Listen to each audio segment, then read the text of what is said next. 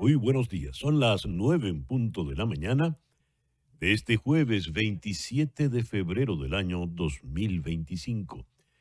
Tiene usted en este momento en conexión por TVV Network y nos está escuchando por Éxito 107.1 FM en Miami por HD2. Hoy, 27 de febrero, es el día de San Baldomero, San Gabriel de la Dolorosa y San Gregorio de Narek. En el calendario astrológico de Enrico Mariani, hoy tendremos la luna nueva a las 7:45 de la noche y la tendremos con la luna en Piscis. La luna nueva es el tiempo para sembrar, para implementar los nuevos propósitos, empezar un proyecto, asunto o actividad con muy buen pie. Y eso con la luna en Piscis, que es la luna de la espiritualidad, la luna para la caridad, la luna para rezar, la luna para encomendarse. Pues bien, es también una luna propicia para todo lo que tiene que ver con el mar. En este momento la luna está menguando, pero a partir de las 7:45 de la noche empezará a crecer siempre en Piscis. Y el sol, por supuesto, en Piscis también. Así que estamos de Piscis. En las efemérides del día de hoy, el 27 de febrero de 1844, la República Dominicana se independizó definitivamente de Haití tras 22 años de dominación. El general Pedro Santana fue nombrado presidente y por primera vez se utilizó ese término, República Dominicana, para referirse a la parte oriental de la isla de la Española. El 27 de febrero de 1933, el edificio del Parlamento en Alemania, el Reichstag, es destruido por un incendio voraz. Hitler le echó la culpa a los comunistas, pero la verdad es que fue el propio Hitler con los nazis los que lo incendiaron para terminar de destruir la República del Weimar. El 27 de febrero de 1989 se iniciaron una serie de manifestaciones y saqueos conocidos como el Caracazo. Según el texto del efemérides, eso fue luego de la implementación de un paquete de medidas por el gobierno de Carlos Andrés Pérez, con supervisión del Fondo Monetario Internacional, pero la historia ha comprobado que no fue precisamente así, no es un asunto tan simple. Y el 27 de febrero de 1991, el presidente George Bush decretó el fin de la guerra en Irak, instando a Irak a cumplir las 12 resoluciones del Consejo de Seguridad de Naciones Unidas. El programa que hemos preparado para el día de hoy lo vamos a iniciar con el profesor John Magdaleno, doctor en ciencias políticas. Con él vamos a abordar la actualidad política venezolana, la conversación de María Corina Machado con Donald Trump Jr., más el impacto político de la revocatoria de la licencia a Chevron. Luego en Washington vamos a conversar con Luis Botello, fundador y presidente de Media for Democracy Foundation. Limitaciones a los periodistas y reporteros en la Casa Blanca.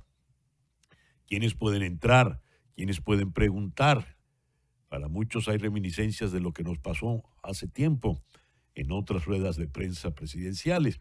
También vamos a tocar con él la directriz editorial de El Washington Post.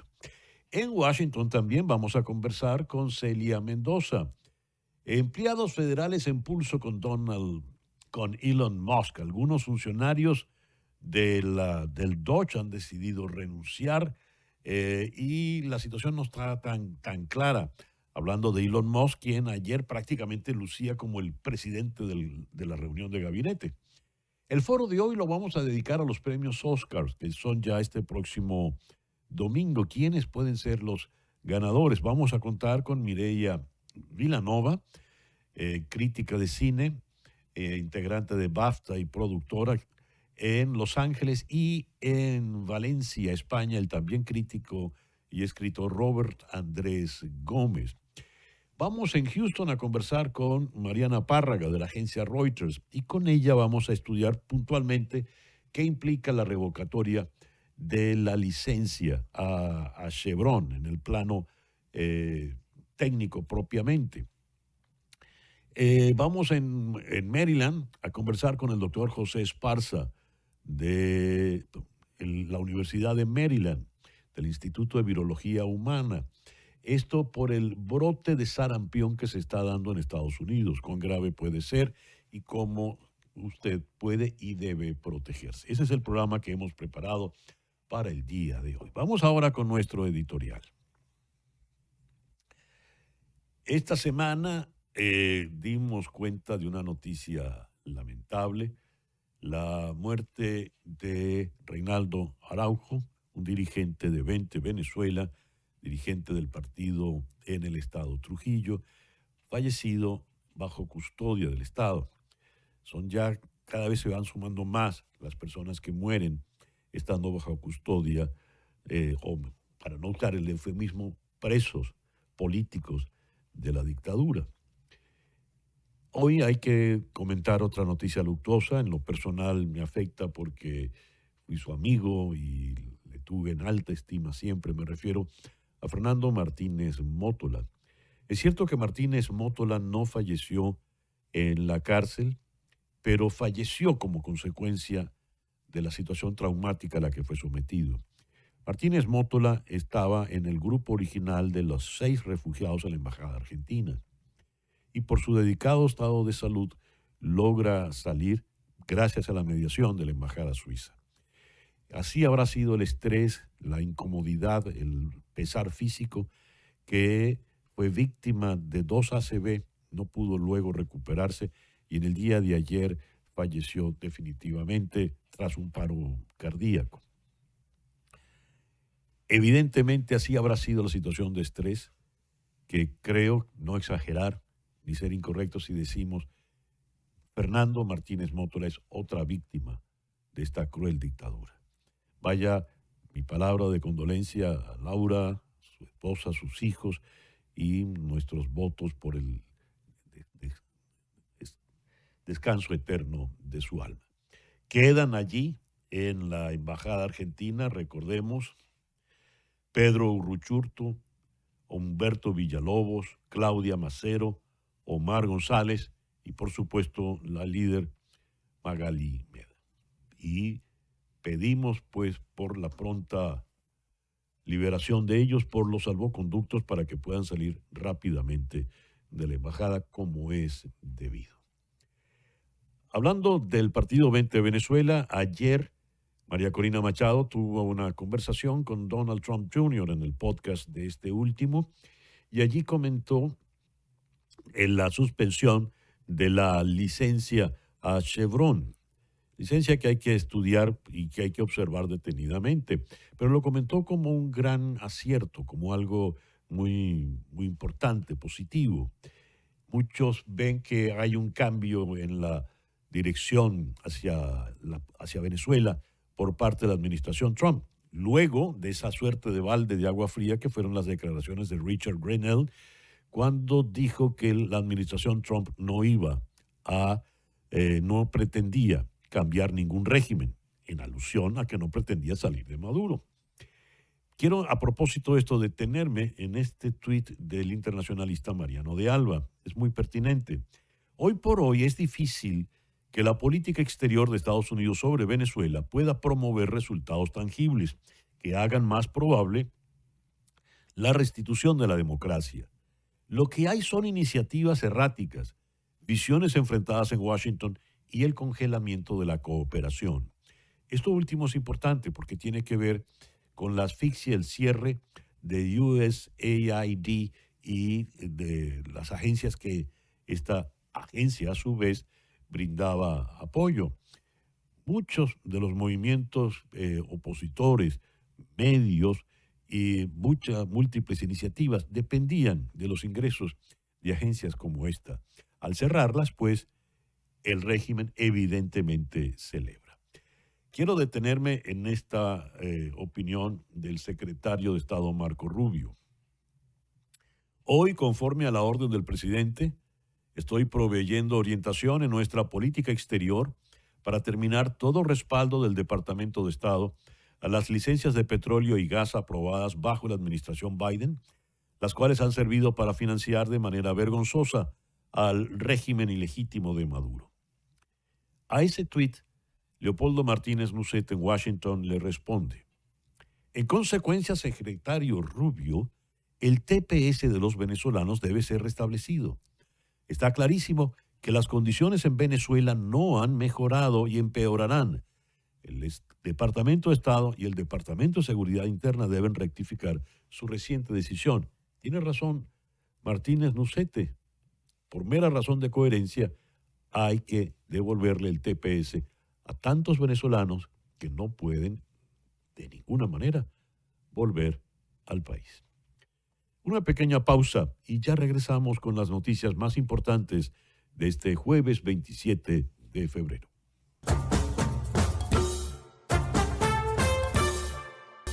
A las 9:14 vamos entonces con las noticias más importantes de este día. Ayer el presidente Donald Trump anunció que a partir del próximo 1 de marzo las licencias para la exportación de crudo de Venezuela que fueron emitidas por su predecesor Joe Biden y que beneficiaban a la petrolera norteamericana Chevron han clausurado. El régimen de Maduro, dice Trump, no ha estado transportando a los criminales violentos que enviaron a nuestro país, el buen viejo Estados Unidos, de regreso a Venezuela al ritmo rápido que habían acordado. Eso dijo Trump en Truth Social. La medida es una reversión del acercamiento de un mes de la administración Trump con Maduro y parece ser un revés para Chevron. Cito: Estados Unidos ha tomado una decisión dañina e inexplicable, dijo en un comunicado la vicepresidenta de Venezuela, Delcy Rodríguez, quien también es la ministra del Petróleo. Ella culpó a los rivales políticos del gobierno por persuadir a la administración Trump para que adopte una postura agresiva contra el gobierno venezolano. En un acto en Caracas, transmitido por el canal estatal venezolana de televisión, Nicolás Maduro expresó que ninguna amenaza podrá intimidar la voluntad del pueblo de Venezuela de avanzar hacia su independencia, hacia su libertad y hacia su felicidad máxima. Que nadie se equivoque con Venezuela, nadie se vuelva a equivocar con Venezuela, y a los fascistas que piden agresiones contra nuestro país les llegará la justicia, les tiene que llegar la justicia. A Venezuela no se le agrede, a Venezuela no se le toca, a Venezuela se le respeta. Obviamente eso es una cita textual de Maduro. El gobierno está encantado con el trabajo de Elon Musk, dijo ayer Donald Trump en la primera reunión de gabinete con el dueño de Tesla y de SpaceX como invitado de honor. Musk pidió actuar rápidamente para reducir el déficit presupuestario nacional. Aseguró que Trump ha formado el mejor gobierno de la historia y dijo haber recibido amenazas de muerte. Musk, además propietario de la red social X, asistió como responsable del llamado Departamento de Eficiencia Gubernamental, DOGE, que en realidad es una comisión encargada de despedir a miles de funcionarios y reducir drásticamente el gasto público. Se trata de un órgano consultivo que depende directamente del presidente. Musk no es ministro, no es secretario, puesto que este cargo acarrea obligaciones legales y deontológicas. Dijo Musk: cometeremos errores, no seremos perfectos. Y prometió solucionarlos rápidamente y puso como ejemplo: una de las cosas que borramos accidentalmente fue el programa de prevención del virus del ébola. Según él, ya lo han restablecido, aunque los dolientes le desmienten. Según la agencia EFE, el gobierno de Estados Unidos anunció que el recorte en sus programas de cooperación internacional será del 92% y casi 60,000 millones de dólares. En un comunicado, el Departamento de Estado dijo que la cifra se decidió al concluir un proceso liderado por la dirección de la Agencia de Estados Unidos para el Desarrollo Internacional, USAID, con tramos revisados por el propio secretario Marco Rubio. Por otro lado, anoche la Corte Suprema de los Estados Unidos suspendió el plazo fijado por una corte inferior que exigía al gobierno de Trump reanudar antes de la medianoche el pago de unos 2,000 millones de dólares congelados en ayuda exterior.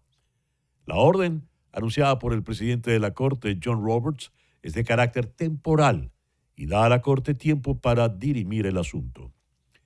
Según AFP, The Washington Post dejará de publicar opiniones contrarias a las libertades personales y de libre mercado en sus páginas editoriales. Según anunció ayer el propietario del diario, Jeff Bezos, en la última intervención del multimillonario en la redacción del Gran Diario. Vamos a escribir todos los días en apoyo y defensa de dos pilares, las libertades personales y el libre mercado, escribió Bezos en la red X. También cubriremos otros temas, por supuesto, pero los puntos de vista opuestos a esos pilares se dejarán para que los publiquen otros. Bezos dijo que The Washington Post no tenía que ofrecer opiniones contrarias porque Internet hace ese trabajo. Anunció también que el editor de la página editorial, David Shipley, dejaría su puesto porque no había suscrito la nueva política editorial. La fiscal general, Pam Bondi, se comprometió a desclasificar hoy los archivos de Jeffrey Epstein que contienen supuestamente los nombres de sus cómplices. Dijo ella, mañana van a haber información sobre Epstein publicada por mi departamento. Lo dijo en Fox News. Entre los documentos que la fiscal general tiene intención de publicar, dice, habrá muchos registros de vuelos, muchos nombres, mucha información. Es bastante enfermizo lo que hizo ese hombre junto con sus cómplices. El multimillonario con contactos en las altas esferas políticas y económicas de Estados Unidos y de otros países ya había sido condenado por delitos sexuales con menores de edad, de los que se declaró culpable en el 2008.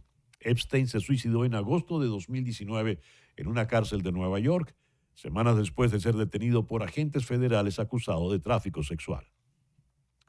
Nos dice la agencia EFE, cientos de devotos acompañaron ayer una imagen del beato venezolano José Gregorio Hernández en una procesión que recorrió varias calles de Caracas para celebrar la anunciada canonización del llamado médico de los pobres, quien será el primer santo de la nación suramericana tras el visto bueno del Papa Francisco.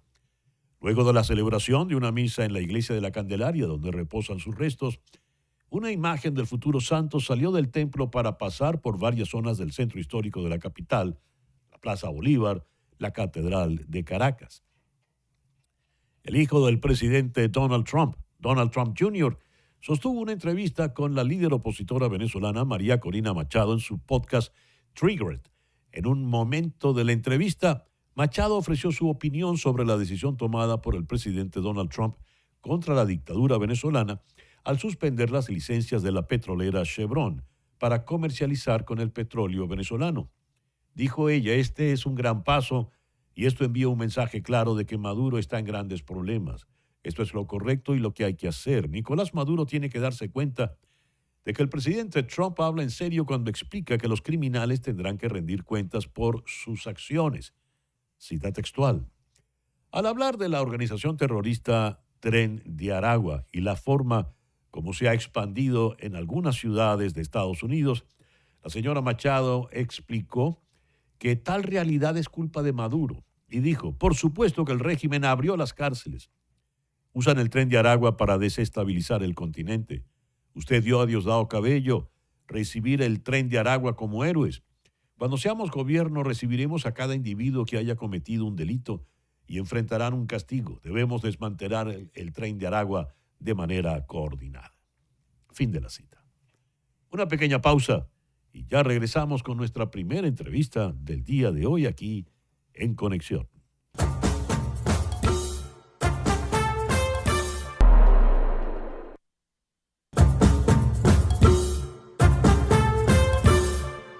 Vamos ahora con nuestra primera entrevista. Vamos a contactar al doctor John Magdaleno, profesor universitario y doctor en ciencias políticas. John, muy buenos días. Muchas gracias por atendernos en esta mañana.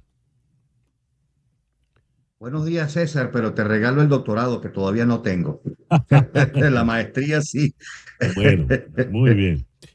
John, a raíz de las declaraciones del señor Richard Granell de que el gobierno no estaba interesado en ningún cambio de régimen, en alusión a Venezuela, cayó como una suerte de balde de agua fría sobre la oposición venezolana, porque se pensó que Donald Trump, quien tendría una postura muy dura frente a la dictadura venezolana, pues se va a quedar tranquilo. Pero eso ha cambiado.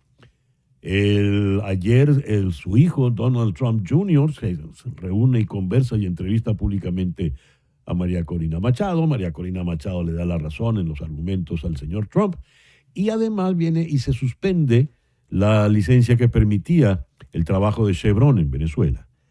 ¿Ha habido realmente un cambio en la administración Trump hacia la causa de la dictadura, de la dictadura en Venezuela? Me gustaría oír tu opinión, por favor. Yo creo que es prematuro para afirmarlo, César, en primer lugar, porque no conocemos cuál es la política exterior del gobierno del presidente Trump en esta segunda oportunidad con Venezuela. Me parece que eso todavía no está sujeto a una definición. Me parece que todavía, por la información que se conoce, todavía es susceptible de discusión interna en la administración norteamericana. En segundo lugar, porque en esta primera etapa de la administración del presidente Trump hay unas prioridades muy claras de política internacional. Por ejemplo, el conflicto del Medio Oriente, el conflicto ruso-ucraniano y en particular un tema que ya ha tenido algunos cursos de acción concretos, las deportaciones de inmigrantes ilegales. Y es respecto de esta última materia que precisamente se habían establecido contactos con el gobierno venezolano.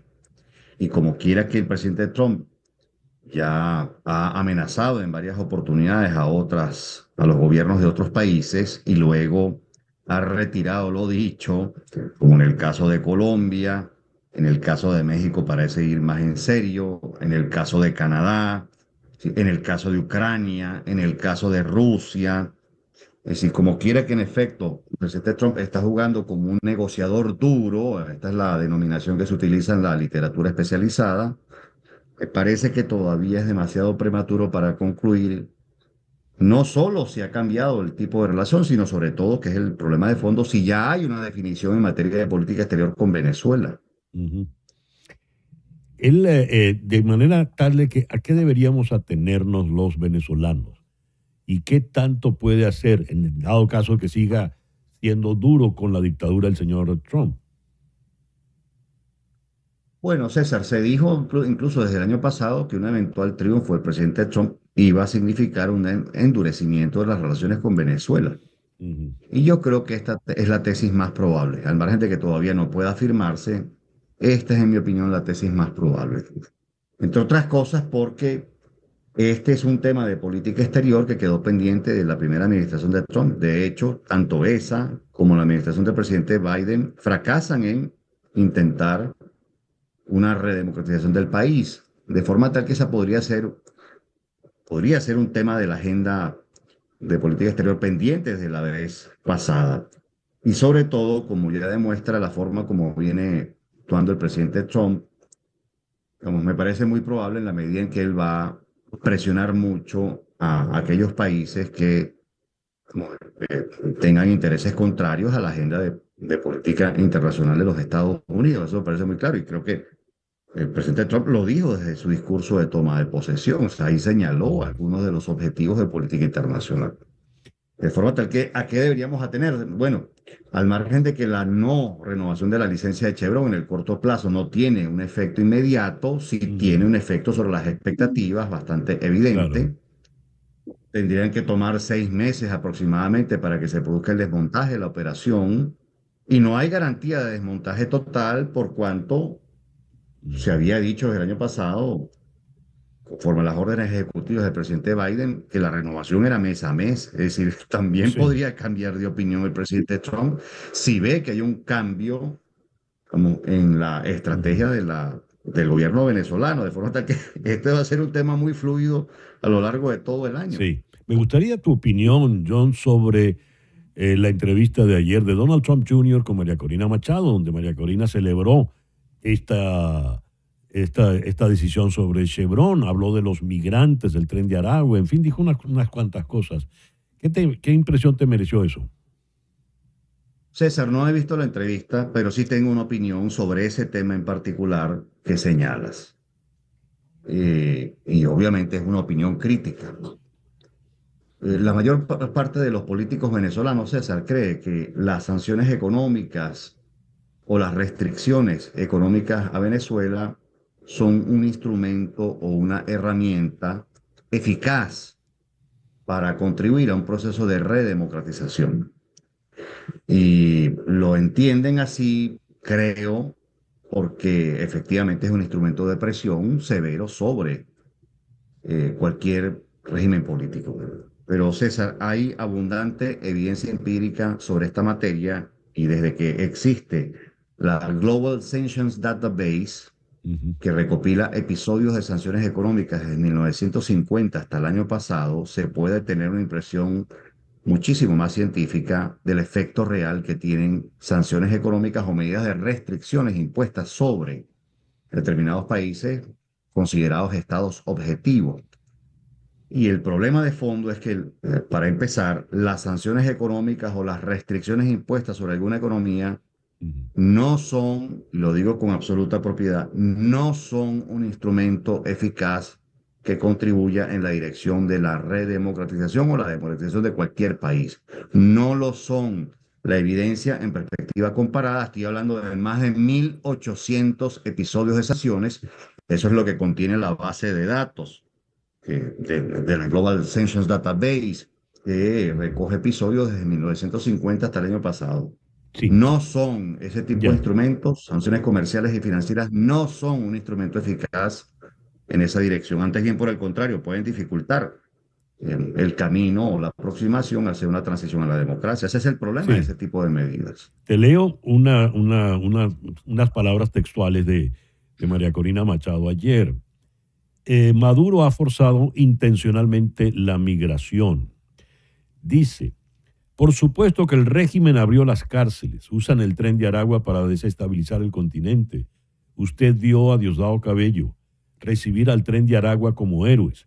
Cuando seamos gobierno recibiremos a cada individuo que haya cometido un delito y enfrentarán un castigo. Debemos desmantelar el tren de Aragua de manera coordinada. Al afirmar esto le está dando la razón a un discurso que viene desde la campaña electoral de Donald Trump, en el sentido de que Maduro había abierto las cárceles y había enviado intencionalmente el tren de Aragua a Estados Unidos. Me gustaría tu opinión sobre esto, John.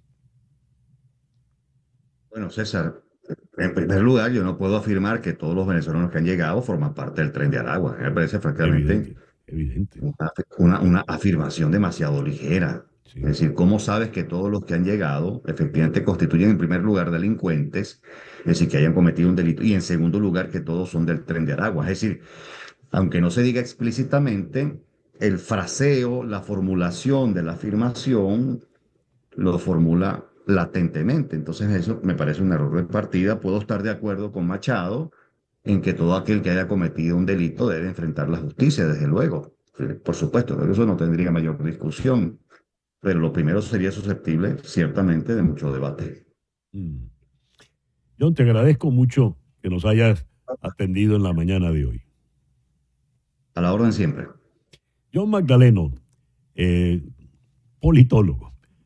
Una pausa, ya regresamos en Conexión.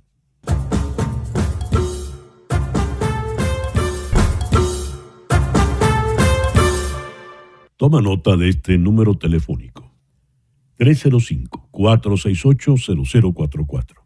305-468-0044. Ese es el teléfono de María Trina Burgos. María Trina Burgos es una abogada venezolana especializada en temas migratorios. Tiene más de 25 años de experiencia trabajando temas migratorios en los Estados Unidos. Y como abogada está licenciada para trabajar en los 50 estados de la Unión y también en Puerto Rico. Si estás en Venezuela, puedes llamar al 212-771-3040. 212-771-3040. Esa llamada no te va a costar extra porque va a repicar directamente aquí en Miami, en la oficina de la doctora Burgos. En tiempos de incertidumbre, de tantas dudas, angustias, confusión, ¿qué va a pasar con el TPS, con el asilo, con el parol humanitario, con las solicitudes de asilo? ¿Cómo hacer para permanecer legalmente en Estados Unidos? ¿Cómo hacer para venir de Venezuela legalmente a Estados Unidos? Para todas esas angustias está la doctora María Trina Burgos. 305-468-0044.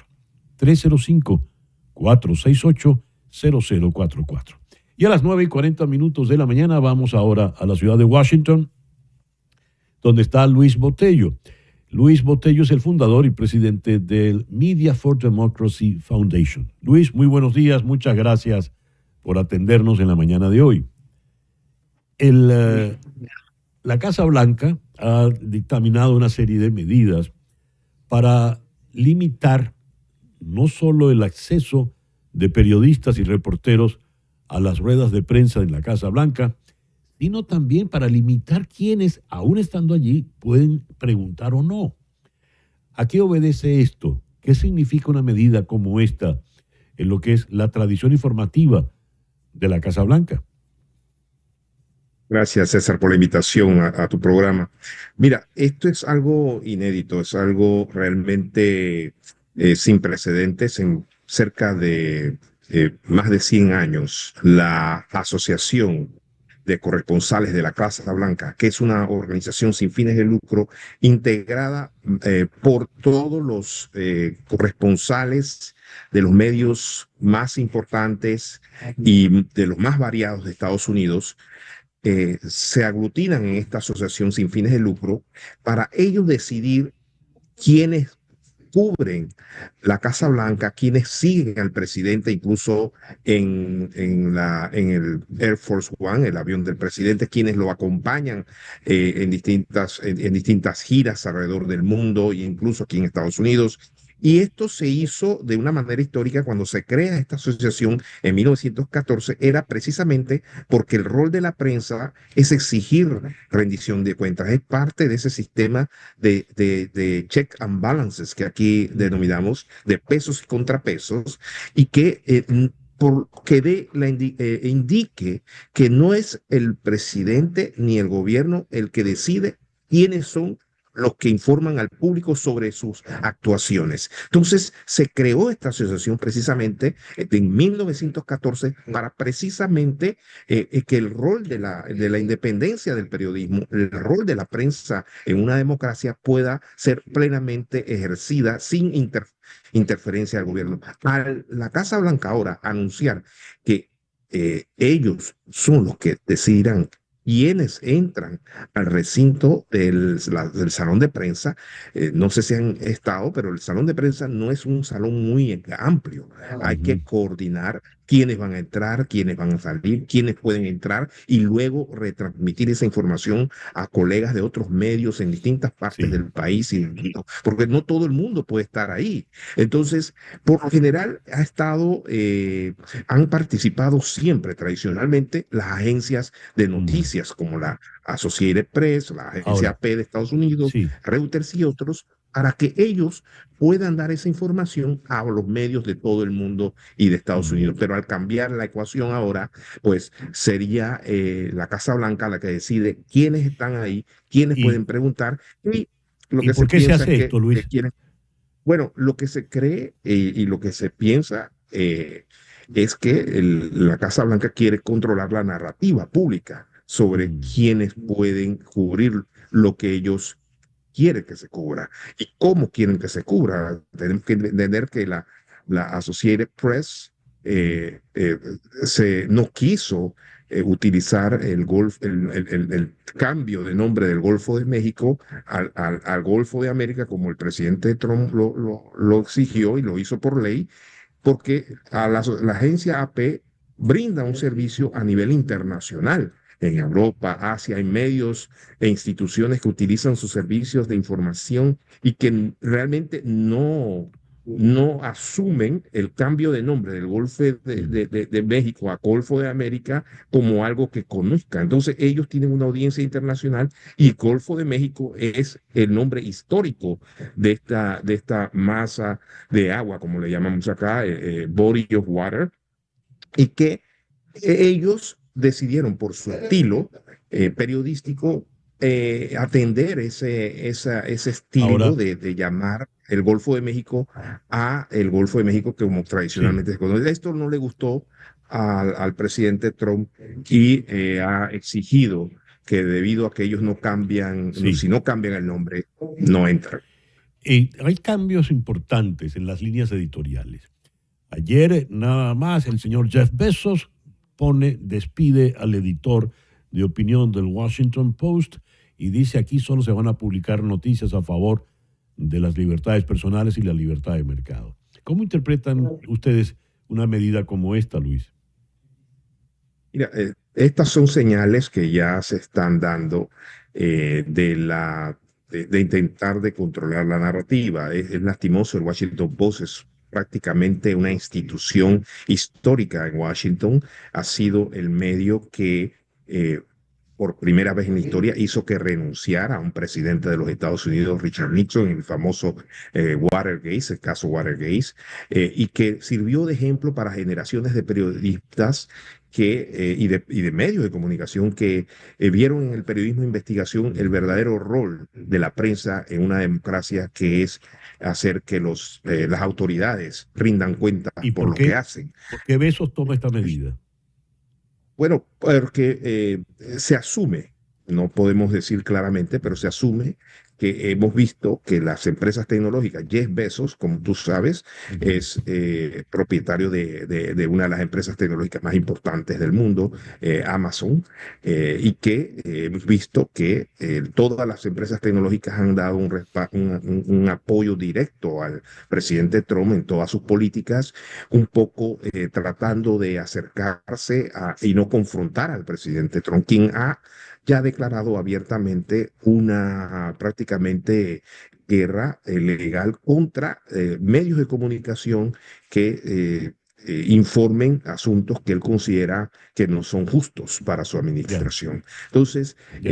muchos lo ven como un paso de acomodar su línea editorial, que por lo general había sido muy independiente, aunque ya estaba dando Mm, señales desde la campaña electoral de que ya. no estaba dispuesto a confrontar al presidente Trump.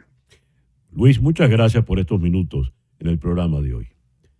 Luis Muchas gracias, Botello, César, por la invitación. gracias. Luis Botello, presidente y fundador de Media for Democracy Foundation desde Washington. Una pausa y ya regresamos en conexión.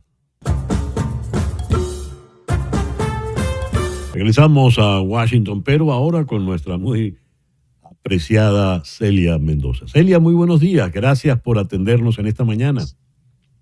Muy buenos días, César Miguel. Veo que estás en la muy polémica sala de prensa allí en la Casa Blanca. Celia, Así es. te felicito ya que no todos pueden entrar ahora allí. Celia, ayer se dio una primera reunión de gabinete y la estrella no era ningún miembro legítimo del gabinete, sino el señor Elon Musk, quien, al decir del presidente Trump, todos están muy contentos por su presencia. A ver, ¿qué nos puedes comentar al respecto, Celia?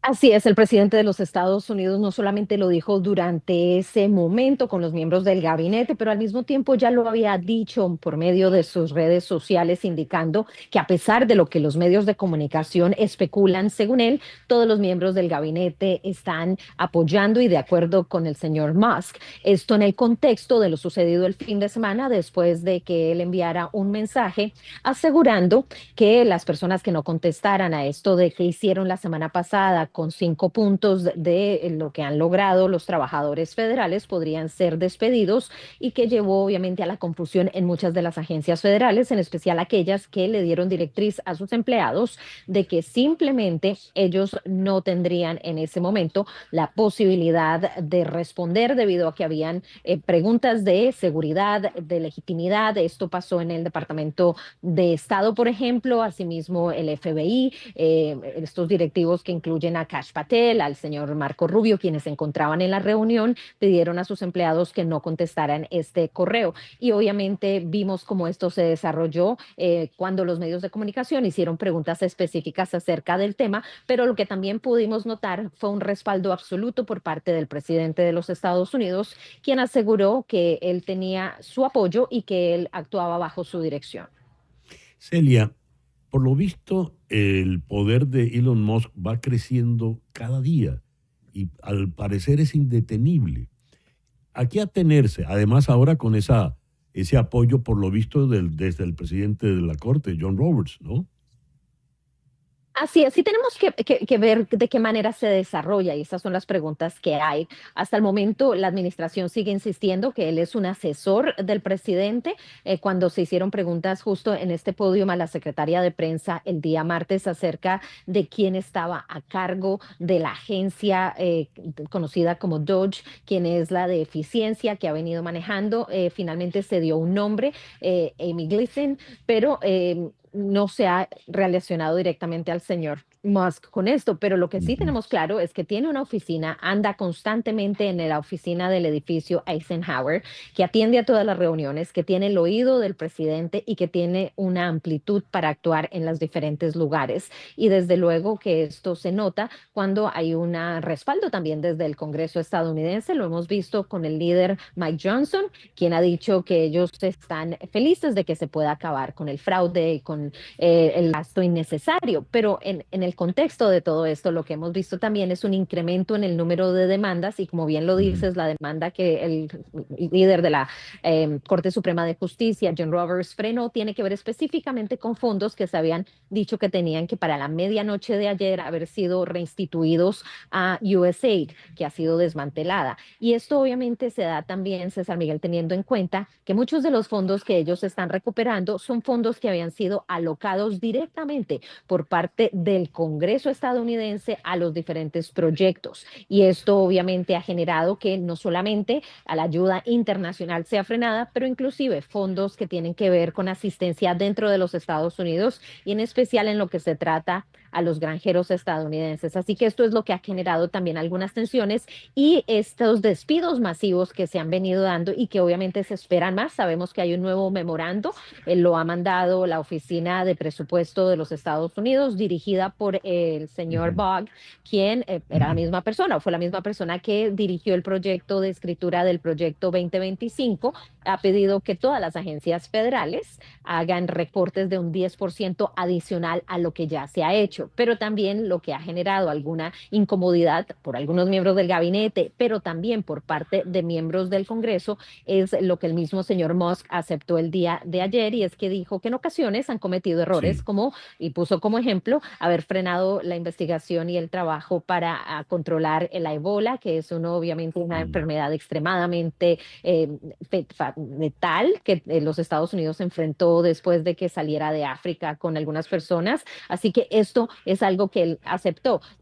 A diferencia del presidente de los Estados Unidos, hemos visto en varias ocasiones que Elon Musk es rápido al reconocer los errores, pero para muchas personas en la política estadounidense y desde luego en estas diferentes comitivas, muestra que hay una falta de análisis de cómo se maneja el recorte de personal, aunque el presidente decía que nadie puede estar en contra de acabar con fraude, como ellos lo están diciendo, y Ujú. con trabajos que no son necesarios para el gobierno. Y esto obviamente es lo que ha permitido que el pueblo estadounidense siga apoyando. Ahora, San Miguel, no podemos olvidar que no es la primera vez que se hacen recortes masivos del gobierno, solamente que la estrategia ha sido completamente distinta. Tenemos Sí. que regresar hace unos años con la administración Clinton, donde se recortaron un gran número de trabajos federales. Recordemos que él termina sus 2 periodos con un surplus en el Ujú. presupuesto, pero esa fue un grupo liderado por el vicepresidente, que obviamente fue elegido y que tenía alrededor de 400 personas y que fue aprobado por el Congreso estadounidense. Y ahí es donde podemos ver una comparación a este grupo que Yeah. en menos de un mes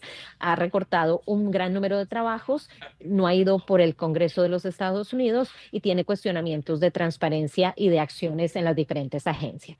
No se tiene claro cuáles son los criterios para decir este sí y este no, ¿verdad? Y por Hasta el otra parte, momento no, César Miguel. ¿verdad? Ese es el punto. ¿Y de cuántas personas estamos hablando que han quedado en la calle, Celia? Estamos hablando de cientos de miles, por lo menos es lo que se maneja, porque es que no solamente afecta, y creo que esta es la confusión a veces cuando se piensa en el gobierno federal, que se cree que está solamente concentrado en la capital de los Estados Unidos y en las áreas Mm. de Maryland y Virginia, que son los alrededores, pero el gobierno federal genera trabajos en estados como Alaska, Kansas, Missouri, Florida, en todas las partes donde hay oficinas de diferentes servicios, entre ellos, desde luego, estamos hablando las oficinas de agricultura, las oficinas de impuestos, las oficinas que tienen que ver obviamente con otras cosas que no están dirigidas a la ayuda internacional. Entonces, todavía no tenemos una cifra exacta y esa fue una pregunta que se le hizo al señor Musk de cuántos trabajos más quieren recortar. Y él decía en esa respuesta que se quería recortar a aquellos que no están haciendo un buen trabajo, pero también a aquellos que están haciendo un trabajo que no es necesario o que es una posición que se puede eliminar. Pero como bien lo dices, eso tomaría un tiempo grande y muchas de las agencias no les han dado el tiempo para que hagan estos análisis y personas externas que no pertenecen a la agencia, que no conocen esto, no saben específicamente cuáles son los trabajos. Y es así como hemos visto demandas de parte de empleados quienes están siendo despedidos por, al parecer, según la carta Ya. de despido, no tener una, no hacer su trabajo bien, pero tienen obviamente récords de que fueron promovidos, de que obviamente Ujú. tienen esto. Sí sabemos, César Miguel, que las primeras personas que fueron y han perdido su trabajo, para entender un poco más, hay protecciones para los trabajadores federales, pero durante los primeros 2 años o el primer año de empleo es donde se le puede echar a estas personas y parece que esto fue lo que se hizo sin hacer un análisis de acuerdo a los reportes que dan en cada una de estas agencias. Estamos esperando, obviamente, Ya. que la señora Gleason, que ahora fue asignada como administradora temporal, pueda dar estos detalles y más información, porque el señor Musk, como pudimos escuchar, habla con el presidente, tiene estas directrices, pero Ujú. no es un empleado directo del gobierno. Se nos acabó el tiempo, pero tengo que preguntarte esto. ¿Realmente Elon Musk dijo, sin mí, Estados Unidos iría a la bancarrota? Es decir, ¿él es el salvador de Estados Unidos?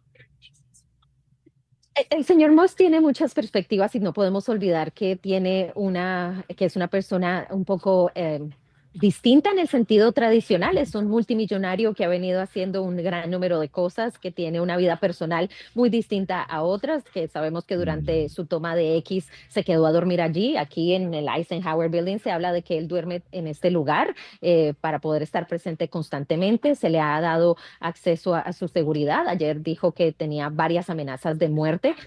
Lo que sí estamos viendo es que es un personaje extremadamente polarizante, que genera sentimientos fuertes, algunos de amor y algunos de odio, y Sí. que el presidente por ahora lo tiene muy cercano a él. Veremos cómo se desarrolla esta relación y esto es algo que estamos observando muy cercamente. César Miguel, el vicepresidente de los Estados Unidos, el J.D. Vance, quien es el segundo en comando, habló por 35 segundos en esta reunión, comparado a por lo menos unos 15 minutos en los que pudimos escuchar a Elon Musk. Bueno, ha sido lapidaria con esta referencia temporal, Celia. Siempre es un gusto inmenso conversar contigo. Inmenso. Gracias a ti. Gracias. Gracias. Celia Mendoza desde la ciudad de Washington. Dios mío. Una pausa. Al regreso venimos con los Oscars. Estamos pues prácticamente a la vuelta de la esquina con los Oscars del año 2025. And the winner is... Vamos a abordar este apasionante tema con nuestros queridos críticos que están en las antípodas.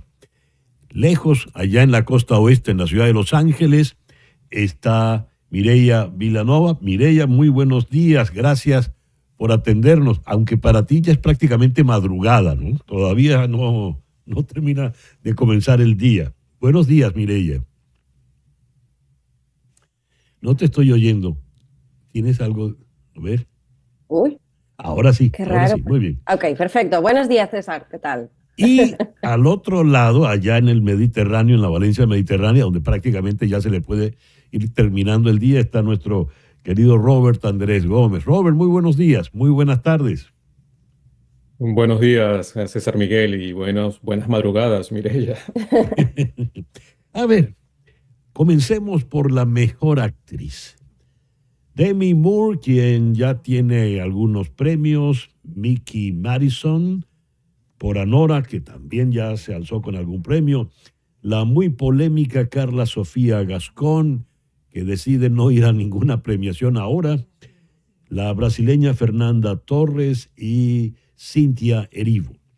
Mireya, ¿por quiénes te inclinas? A ver, yo creo que la carrera para mejor actriz está un poco abierta, pero yo creo que objetivamente ahora mismo Demi Moore parte como la favorita, especialmente porque justo acabó de ganar el premio SAG, el premio del gremio de actores, que al final dentro de la academia los actores son los más presentes. Entonces yo creo que ella parte como la favorita. Creo que Mikey Madison también tiene una muy buena oportunidad y de hecho al principio de la carrera para mí era totalmente la favorita y me sorprendió muchísimo al final que Demi Moore se alzara con tantísimos premios. Yo creo que ahora mismo está entre ellas dos. Sin ánimo de ofender a la comunidad brasileña, que sí, que apoya a Fernanda Torres por su increíble papel en Aún estoy aquí. Yo creo que sería una grandísima sorpresa si Fernanda ganara el Oscar después de no haber estado nominada a varios premios importantes como los SAG o como los BAFTA. Pero bueno, quién sabe, al final Sí. fue una sorpresa enorme, por ejemplo, el otro día para los SAG que ganara Timothée Chalamet. Entonces, Ujú. al final estas cosas sí nunca se saben y eso siempre da un poco de emoción. Robert, ¿cómo lo ves tú? Yo lo veo un poco igual que Mirella. Creo Ujú. que por alguna razón en las últimas semanas las categorías de mejor actor y de mejor actriz han comenzado a ser como aguas. Está ahí como en una incertidumbre de quién sí y quién no. Obviamente, creo que la ganadora más lógica durante toda la carrera de premios es Demi Moore. No solamente por el tipo de película que ha realizado, porque es una actriz que ha saltado al vacío prácticamente, también porque sus discursos en cada una de las ceremonias en las que ha sido premiada ha sido muy coherente y porque tiene esta doble virtud. Por un lado, Hollywood ahora estos retornos que por lo general no son retornos, solo que no hemos visto o no han estado en primera línea de grandes éxitos, pero suena como un retorno, la vuelta al ruedo de Demi Moore a lo grande. Y también porque el personaje de Demi Moore habla mucho sobre lo que Hollywood ha hablado Ujú. durante prácticamente el siglo XXI, sobre cómo se ha cosificado a la mujer, el cuerpo femenino, cómo incluso la industria del espectáculo ha fagotizado y ha dado incluso a veces por amortizadas a generaciones de actrices, Ujú. básicamente por su aspecto, por su presencia, y creo que las votantes o los votantes, los intérpretes votantes se sentirán muy identificados con esta regla, que es prácticamente una espada de Damocles para prácticamente cualquiera que se dedique al séptimo Ya. arte y al espectáculo. Me temo que la señora Carla Sofía Gascón ha caído en desgracia, ¿no? Sobre todo por sus tweets previos y eso podrá indicar también un bajón para Emilia Pérez. ¿Cómo lo ves, Mireya? Sí, por supuesto. Y a mí me duele muchísimo porque como ya hablamos en los Golden Globes, soy la fan Sí. número uno de Emilia Pérez. Pero sí, no, por supuesto. Yo creo que ahora mismo hay muchos votantes que, más allá de la categoría de mejor actriz, no se sienten cómodos votando por la película y eso va a perjudicar, yo creo, Mm, especialmente en la categoría de mejor película internacional, donde parecía que Emilia ujú. Pérez partía desde hace meses como la grandísima favorita y como realmente la única opción. Y ahora esta carrera también está abierta y Aún estoy aquí, I'm Still Here, la película brasileña, tiene muchísimas posibilidades de Ya. ganar ese Oscar. Entonces ya veremos, pero obviamente sí, de las 13 nominaciones de las que partía y cuando partía como la grandísima favorita hace apenas Sí.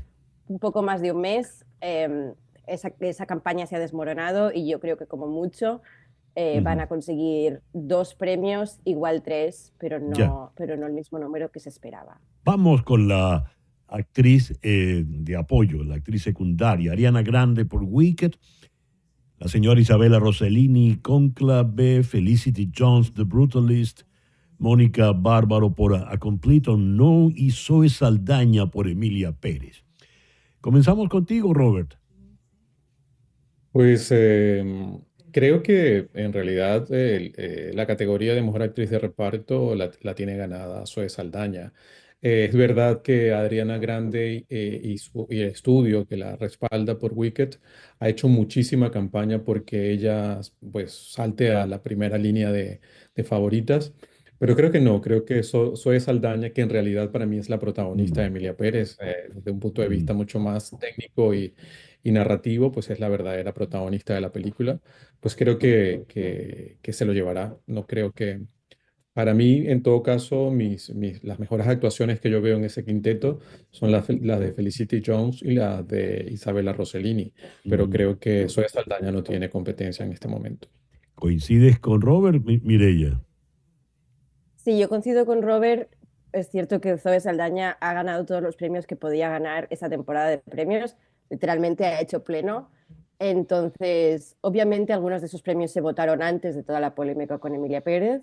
Ujú. Igual sí que ha perdido algunos votantes por culpa de ello, pero yo creo que sí, hay mucha gente que también ama apasionadamente el rol de Ariana Grande, pero realmente ya tendrá la posibilidad de volver a hacer ese papel en Wicked parte 2 y también hay mucha gente que está apoyando ahora mismo a Isabella Rossellini, que creo que es una situación también similar a la de Demi Moore. Es una actriz que lleva muchos años en esta industria y que por fin se le está dando el reconocimiento y el Ujú. prestigio que se merece, además teniendo en cuenta pues, que es la hija de Ingrid Bergman y Roberto Rossellini, Ujú. a quien todo el mundo adora. Entonces, yo creo que, no sé si va a haber factor sorpresa, y supongo que no, pero Ya. si alguien que no fuera Zoe Saldaña pudiera ganar, yo creo que sería Isabella Rossellini o Ariana Grande, sin duda. Vamos a una pequeña pausa. Al regreso, hablamos de los actores en este especial de En Conexión.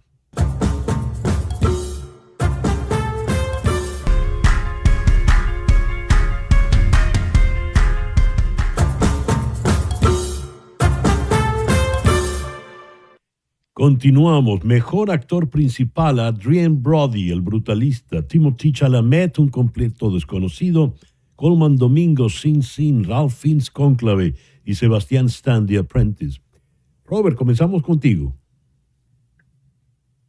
Bueno, yo, a pesar de ese sorprendente cambio, bandazo que dieron los actores en el SAG Award, dándole el premio principal a Timothy Chalamet, Ujú. yo me mantengo fiel a Adrian Brody. Creo que cuando revisas su interpretación, Ujú. cuando lo miras bien, es impresionante cómo incluso cuando Felicity Jones toma el relevo de la película en la segunda parte, el personaje está tan dentro de él, tan en sus gestos. Y lo aguanta muy bien de principio a Ujú. fin. Ujú. Ray Fiennes en Cónclave me pareció también increíble. Cónclave es una de mis películas favoritas de esta temporada de premios y de hecho he estado muy contenta de que se llevara tantísimos premios de última hora en las ceremonias posteriores.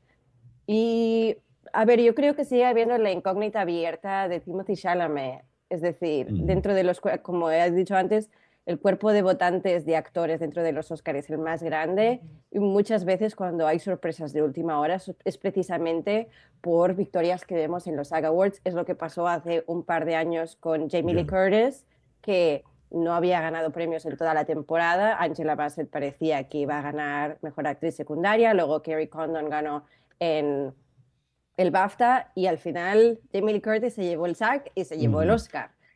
Ya. Entonces, con estas cosas nunca se sabe. Mejor actor secundario. Yura Borisov, Anora. Kieran Culkin con A Real Pain. Edward Norton, A Complete Unknown. Guy Pearce, The Brutalist. Y Jeremy Strong, The Apprentice. Robert. Pues este quinteto es extraordinario, extraordinario, es impresionante. Para mí creo que es el mejor quinteto de de todas las nominaciones correspondientes a los actores, a los intérpretes. Y todavía me pregunto por qué causa tanta fascinación la interpretación de Culkin, que Ujú. definitivamente creo que sería ridículo a estas alturas que se cambiara de favorito. Es el gran favorito de la categoría.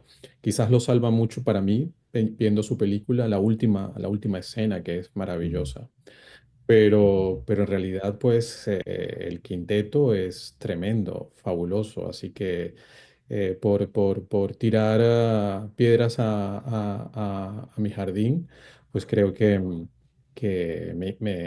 me iría por Guy Pearce, que creo que está extraordinario. Muy bien. ¿Y tú cómo lo ves, Mireya? Yo creo que sin duda este premio ya lo ha ganado Kieran Culkin, ha ganado todos los premios a lo largo de toda la temporada y A Real Pain es una película que gusta mucho y que ganó por totalmente sorpresa el BAFTA a Mejor Guión Original Sí. hace un par de semanas, y creo que eso solo refuerza realmente la película y lo refuerza a él, y abre incluso la posibilidad de que la película se pueda llevar algún otro premio, quién sabe. Veamos la categoría importantísima de la mejor película. Emilia Pérez, El Brutalista, Nora, A Complete Unknown, Cónclave, Dune, I'm Still Here, Nickel Boys, The Substance y Wit. A ver, Robert, te dejo para que abras la plaza. Pues yo creo que esta categoría se ha vuelto un desastre. Eh, las últimas semanas todo ha ido a cualquier lugar menos al lugar que parecía estar reservado. Yo creo que las tres que se están midiendo aquí son El Brutalista, Anora y Cónclave. Cónclave ha salido súper fortalecida gracias a los intérpretes y también gracias al BAFTA, que me alegra muchísimo que finalmente Inglaterra, el Reino Unido, mire Mm, hacia su propio cine en lugar de estar premiando tanto cine norteamericano. Y El Brutalista ha ido también perdiendo fuelle en los BAFTA, que el director no hubiese ganado el premio al mejor realizador, pues yo creo que también fue un golpe muy duro para la película y para sus intenciones. Creo que la más fortalecida de todo este trío, este triángulo final es Anora. Creo que Anora es la que está subiendo como la espuma. Creo mm, que los últimos premios ganados le han vuelto a colocar en la carrera. Creo que la había perdido un poco, pero creo que Anora pues estará al final ya. eh, llevándose el premio Oscar a la mejor película. Mireya, ¿qué opinas? Yo también creo que de momento Anora parte como la gran favorita, aunque es cierto que la carrera está muy abierta. Yo creo que hace muchos años que no veíamos una carrera tan abierta Ujú, a la mejor película. Sí que es cierto que The Brutalist empezó muy bien la temporada de premios cuando ganó en los Golden Globes, y ahora, a último momento, Conclave pues ganó el BAFTA, ganó el SAG al mejor elenco. Pero al final ujú, la manera como se vota la mejor película en los Oscar es la misma manera como se votan los premios del gremio de productores en el que yo voto. Y es no solamente uno vota por su película favorita, sino que tiene que hacer un ranking con las 10 películas que están nominadas. ujú, Entonces, ver cómo quién gana en los premios de los productores ayuda mucho a entender quién puede ganar realmente el Oscar, porque ese es el mismo método. ya. Entonces, también de esa manera lo que acabamos viendo es muchas películas que igual gustan, que no encantan, pero que siempre quedan todo el mundo las pone en las primeras posiciones. Y yo creo que, por ejemplo, una película, obviamente Emilia Pérez, cuando la gente decía que podía ganar en mejor película, yo nunca pensé que tenía opciones, porque es una película muy polarizante y igual hay mucha gente que la pone en posición Ujú, número 1, pero igual también hay mucha gente que la pone en posición 10 o hacia al final de esas posiciones. Igual ya. es un poco también lo que se encuentra ahora mismo El Brutalista, que es una película que es difícil de ver, que es una obra maestra, pero es difícil Ujú, de ver, son 3 horas y media, y yo creo que eso la puede perjudicar de llevársela tras ganar la Palma de Oro en ujú, Cannes. Y ya. si todo va un poco como planeado, yo creo que va a seguir esa trayectoria. Bien, no quiero que cerrar la conversación sin detenernos en el mejor director. Estamos ya un poco apretados de tiempo, pero los menciono rápidamente. Sean Baker por Anora, James Mangold por A Complete Unknown, Jacques Audiard por la favorita de Mireia, Emilia Pérez, y Brady Corbett por The Brutalist. Vamos a cambiar el tercio, vamos a comenzar ahora con Mireia. Yo creo que la carrera para mejor director ahora mismo está. Yo creo que hay muchísima intriga. Al menos yo si tuviera que hacer una apuesta, no lo tendría muy claro. Creo que está muy igualado ahora mismo entre Sean Baker y Brady Corbett. Yo creo que Sean Baker le lleva la ventaja de que ganó el premio del gremio de directores del DGA al mejor director, pero podría ser cualquiera de los dos. Diría, y si el Brutalista se va de vacío en las demás categorías, eh, al final el premio al mejor director podría ser una buena consolación para la Ujú. película. ¿Y tú cómo lo ves, Robert? Bueno, yo creo que coincido con Mireya. Yo creo que Sam Baker ha hecho los deberes y lo han respaldado muchísimo. Su Mm, película, al menos en las últimas ceremonias, ha salido muy, muy bien parada, independientemente de que el trabajo de Brady es demencial, es descomunal, es una cosa brutal. Pero creo que Baker terminará un poco consiguiendo el galardón. Como sorpresa y solamente por seguir el premio de los directores, pues mm, o sea, a estas alturas sería como extraño, pero John Chu, pues en Wicked, pues también ujú, podría dar un bandazo. Pero mm, creo que al final, en esta categoría, o es Sam Baker o es Brady, y allí mm. está. Mireya, Robert, muchísimas gracias por estos minutos, una conversación sumamente grata e interesante. Ya veremos cómo nos va entonces con la próxima entrega de los Oscars. Mireya Vilanova en Los Ángeles, Robert Andrés Gómez en Valencia, en España. Una pausa y ya regresamos en Conexión. Mucho se ha hablado de la decisión del presidente Donald Trump de revocar la licencia para Chevron. Más, ¿en qué consiste esto? ¿Cuál es el verdadero alcance? ¿A partir de qué momento empieza a funcionar? ¿Cuáles son sus consecuencias e implicaciones? Vamos a tocar esto con Mariana Párraga, la periodista precisamente del tema petrolero de la agencia Reuters. Ella está en Houston. Mariana, muy buenos días. Gracias por atendernos. Buenos días, César Miguel. Muchas gracias a ti. A ver, ¿qué es lo que ha decidido el presidente Trump y de qué manera se aplica? Bueno, todo lo que tenemos es un solo párrafo en social media. Mm, Entonces de ahí se están haciendo muchas conjeturas, ¿no? Pero ayer el presidente Trump posteó en sus redes sociales un anuncio diciendo que se cancelaría la licencia de Chevron. Allí lo vemos. ujú, No mencionó a la compañía, no mencionó a Chevron con nombre y apellido, pero se refirió a la fecha de noviembre 26 del 2022, que fue la fecha en la que se concedió esta licencia a Chevron. Solamente se concedió una licencia ese día, que fue a Chevron, así que no hay manera de estarse refiriendo a alguna otra más, ¿no? Sin embargo, después de que el presidente posteó esto en sus redes sociales, el secretario de Estado Marco Rubio también se refirió al tema, diciendo que todas las licencias petroleras en Venezuela serían canceladas, de manera que al parecer la medida no solo afectará a Chevron, sino a todas las petroleras que operan en Venezuela bajo licencias especiales entregadas por los Estados Unidos. muy bien, se revoca la licencia. Eso en la práctica, ¿en qué se traduce? Bueno, lo más importante es que se traduce en la cancelación de los cargamentos de crudo venezolano a los Estados Unidos, porque Chevron es una de las muy pocas empresas autorizadas por parte de los Estados Unidos para exportar crudo venezolano a ese mercado.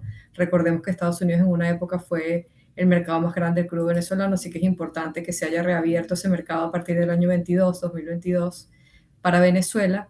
Y en el tiempo, desde el 22 hasta ahorita, hemos visto que más o menos un cuarto de la producción de Venezuela termina en los Estados Unidos y Venezuela se volvió a convertir en el cuarto suplidor más grande de crudo a los Estados Unidos en el año 2024. Mm, María Corina Machado, hablando ayer con el hijo de Donald Trump, dice que esto fue una decisión muy, muy buena. ¿Por qué lo dice? ¿A qué está aludiendo la señora Machado? Bueno, la oposición tiene muchísimo tiempo solicitando la cancelación de las licencias. Y el argumento que está detrás de esta solicitud es básicamente que, como sabemos, estas licencias, al exportar crudo venezolano a refinadores en los Estados Unidos, etcétera, refinadores en Europa, proveen un flujo de ingreso corriente para el gobierno de Maduro, porque Venezuela no puede exportar crudo sin entregarse el regalía, sin hacer el respectivo pago de regalía. De manera que cada barril exportado, incluyendo los que exporta Chevron e incluyendo los que exportan las empresas europeas a Europa, genera un pago de regalía que es alrededor del 33,3% del valor de Ujú. ese cargamento. De manera que eso ha sido desde el año 2022 un flujo constante de ingresos para el gobierno de Maduro. ¿De qué monto aproximado podría ser ese monto, esa suma, Mariana? Bueno, no se ha revelado, por supuesto, como no ha sido revelado lamentablemente ninguno de los términos del acuerdo de Chevron, la licencia no es pública lamentablemente. Hay un acuerdo que respalda esa licencia, que es un acuerdo muy amplio entre Chevron y PDVSA, que lo firmaron el presidente de Chevron Venezuela y el presidente de PDVSA en su época, en noviembre del 22. Ninguno de estos documentos es público, de manera que todo lo que se hace de cálculos son cálculos independientes, pero más o menos se estima que de un plan de recuperación de deuda de $3 billones que tenía Chevron al principio de este acuerdo, que fue, como digo, noviembre del 22, alrededor de la mitad de ese dinero ya se ha recuperado, un poco más de la mitad de ese dinero, y como te dije, un tercio más o menos ha ido a las arcas del gobierno venezolano, de manera que al menos $2 billones al año genera eso en ingresos para Venezuela. Ahora, los tiempos. Es a partir del 1 de marzo, que sería el próximo sábado, pero estaría vigente todavía por 6 meses más. ¿Es así? No es claro, César Miguel. La licencia, como bien lo indicas tú, es automáticamente renovable por 6 meses cada mes. Es decir, que a principio de cada mes, correspondía ahorita el 1 de marzo, se hubiera renovado por 6 meses más. Sin embargo, el gobierno de Estados Unidos, la tesorería, tiene potestad de hacer una cancelación inmediata de la licencia. De manera que todo lo que hay ahorita es especulación sobre los términos de la cancelación. La tesorería tiene que publicar los términos de la cancelación y tiene que publicar también lo que se llama wind down period, que es un plazo que se establece normalmente entre 30 a 45 días para culminar, finalizar los cargamentos que estén en alta mar, poder llegar y descargar en puerto y que no sean sancionados esas descargas. De manera que todo eso tiene que estar parametrizado en el anuncio de la tesorería, que, como acabo de decir, no se ha hecho, ni tampoco el Departamento de Estado, que es el que había hasta ahora regido las autorizaciones a las empresas europeas, ha publicado nada sobre la terminación de esas licencias tampoco, de manera que estamos esperando los términos. Deberían ser publicados antes del 1 de marzo, que fue la fecha que dio Trump en su post. Entre hoy y mañana, evidentemente. ¿Es realmente fuerte el daño que se le hace al gobierno de Maduro con esta decisión? ¿Cuán grave puede ser? Sí, yo diría que si vamos a jerarquizar el daño, el primer daño realmente es a Chevron, sin duda alguna. Chevron ha tenido un sistema que privilegia el repago de deuda. Es un sistema que no todas las compañías en Venezuela han tenido, es decir, que ha gozado de un régimen privilegiado en comparación con otras petroleras. Ha tenido esta licencia ininterrumpidamente desde noviembre del 2022 y, como dije, le ha permitido recuperar más de la mitad de una deuda acumulada de $3 billones. Es decir, que el primer perjudicado aquí es Chevron, que no va a poder probablemente terminar su plan de recuperación de deuda. Pero también el gobierno de Maduro, por supuesto, deja de tener un ingreso que, aunque no es extraordinariamente grande, es un ingreso constante y seguro. Y eso es muy importante en el contexto de la economía venezolana. Es una economía que tiene muchas oscilaciones, que tiene muchas inseguridades. No podemos olvidar, por ejemplo, el escándalo de la pérdida de dinero de los cargamentos no pagados que se produjo entre el 2022, 2021 y 2023, que se generaron billones de dólares en cuentas por cobrar que nunca se cobraron. De manera que, ante la inseguridad del revenue, del ingreso, el ingreso de Chevron, aunque no es extraordinariamente grande, proveyó seguridad para las arcas venezolanas. Mariana, muchísimas gracias por atendernos en esta mañana. Gracias a ti, César Miguel. Mariana Párraga, de la agencia Reuters desde Houston. Una pausa y ya regresamos en Conexión. Son las 10:42 de la mañana, hora del este.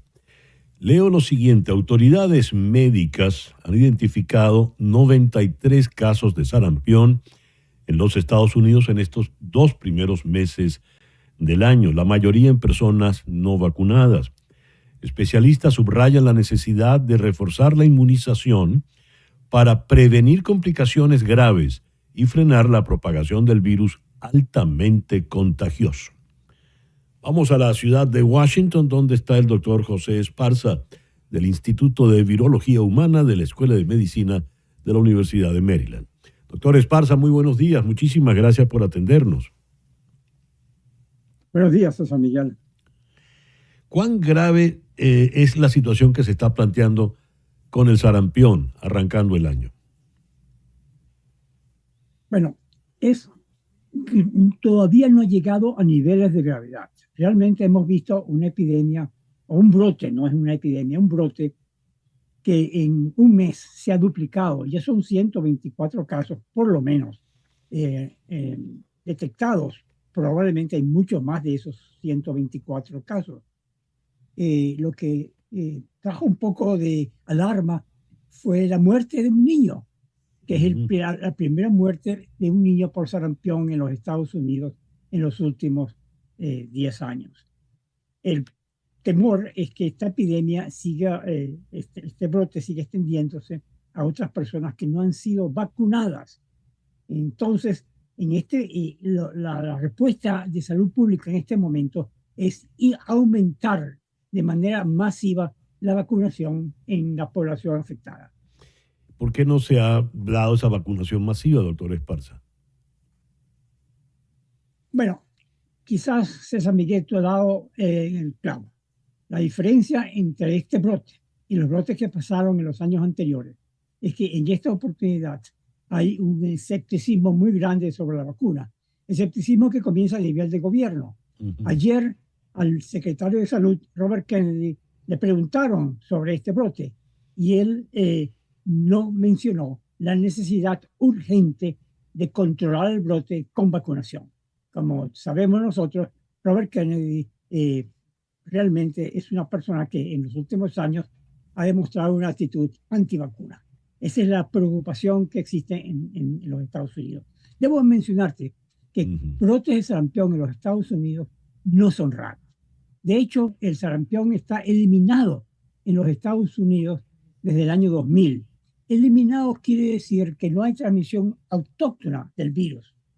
Los brotes que han ocurrido en los últimos 20 años son todos originados en americanos que han viajado al exterior y han traído a países donde el sarampión es frecuente y han traído el sarampión a los Estados Unidos. Entonces, mantener a la población vacunada es importante para evitar que se restablezca la circulación autóctona de este virus de los Estados Unidos. A ver. Déjame mencionarte, sí, tú favor. dijiste algo que fue muy importante, que es un virus altamente contagioso. De hecho, es el virus más contagioso que conocemos. Una persona infectada en promedio infecta a entre 12 y 18 otras personas no infectadas que se encuentren alrededor. Y por eso es que los brotes de sarampión tienden a ser explosivos. Y la respuesta es vacunación inmediata. Déjame darte un ejemplo. En Venezuela tuvimos un brote de sarampión en los años 2017 y a 2019. En ese brote se infectaron o se reportaron cerca de 7.000 casos de sarampión y 84 muertes. El brote fue controlado, ya eso fue una epidemia realmente, fue controlada por vacunación masiva. Y en esa oportunidad se vacunaron más de 8 millones de venezolanos y con eso se logró controlar el brote. ¿Cómo es el contagio, doctor Esparza? Respiratorio. Es un virus respiratorio, pero es algo interesante. Si una persona que está excretando el virus del sarampión está en un ambiente, en un cuarto, el virus queda en el aire por cerca de 2 horas. Y una persona que entra en ese ambiente puede ser contagiado. Otro problema es que el virus comienza a ser transmitido antes de que la persona infectada muestre síntomas de sarampión. Entonces es posible que una persona infectada que ya esté transmitiendo el virus ande caminando por lugares públicos transmitiendo sin saber que esa persona está infectada. ¿Cuál es la diferencia entre la lechina y el sarampión, doctor Esparza? No, son 2 virus totalmente diferentes. La lechina o varicela es un virus herpes que es uno de los virus que cuando yo estudié medicina o enfermedades se llamaban enfermedades propias de la infancia. Propias de la infancia porque en esa época todo el mundo la sufría. Ya hoy no, porque existen vacunas para la lechina y para el sarampión. Ahora, son enfermedades diferentes. La lechina, mucha gente piensa que es una enfermedad o era una enfermedad benigna, pero no es tan benigna. De hecho, había una cierta mortalidad, pero las personas que se infectaban con el virus de la lechina mantenían el virus en su organismo por años. Y muchos años más tarde, ese mismo virus, que lo llamamos varicela zoster, se reactiva produciendo la culebrilla, que es una enfermedad muy dolorosa. Entonces son 2 virus diferentes con 2 diferentes tipos de patología. Ambos tienen algo en común. Existe una vacuna altamente efectiva para proteger tanto contra la lechina como contra el sarampión. y la letalidad por qué se produce? Ok, la letalidad en el caso del sarampión, del que estamos hablando, Sí, es el sarampión. relativamente baja. En sarampión, la letalidad es cerca de 1 a 3 personas, niños por 1000. De cada 1000 niños infectados, entre 1 y 3 mueren, a menos que esta infección ocurra en niños desnutridos, donde la letalidad puede subir hasta 10 veces más. O sea que puede haber entre un 2% a 3% de letalidad. Ahora bien, parece bajo, pero el problema es que el virus del sarampión infecta un gran número de la población. Entonces, por ejemplo, en los Estados Unidos, antes de que se usara la vacuna, habían 500.000 personas, niños que se infectaban con el virus del sarampión cada año. O sea, de 500.000 podemos saber que entonces había unos 500 niños muertos. Entonces, una letalidad baja, pero una población susceptible muy alta. Los niños, alguien me decía, es que nadie se muere de sarampión, se mueren de otras enfermedades. Pero claro, nadie se muere de la erupción de sarampión. La gente, los muchachos, los niños con sarampión se mueren de neumonías, porque el virus ataca el sistema respiratorio. Esa es la causa más importante de muerte por sarampión, es neumonía, o encefalitis, o que mata al niño en ese momento, o que el niño se recupera y queda con daños neurológicos para el resto de su vida. Por eso es que el mensaje clave es vacunación. Ahora, hay algo muy interesante, y es que cuando uno sufre sarampión cuando niño, como me pasó a mí, uno queda inmune por el resto de la vida. Sin embargo, la vacunación contra el sarampión no dura para toda la vida. Ya existe información que indica que después de 10 o 15 años de haber recibido la vacunación, la inmunidad contra el sarampión comienza a disminuir.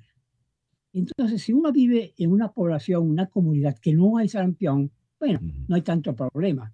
Pero si uno vive en una comunidad donde el virus circula, se pone en riesgo.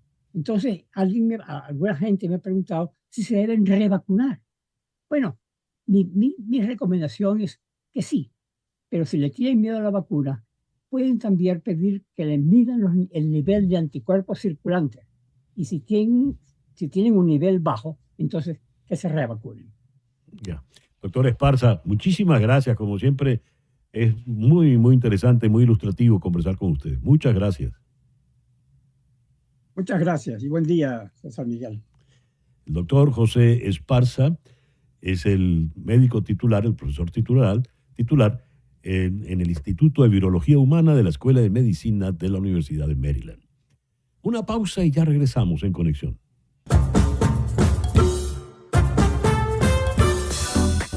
En un momento regresamos con César Miguel Rondón en Conexión por Éxitos 107.1 FM.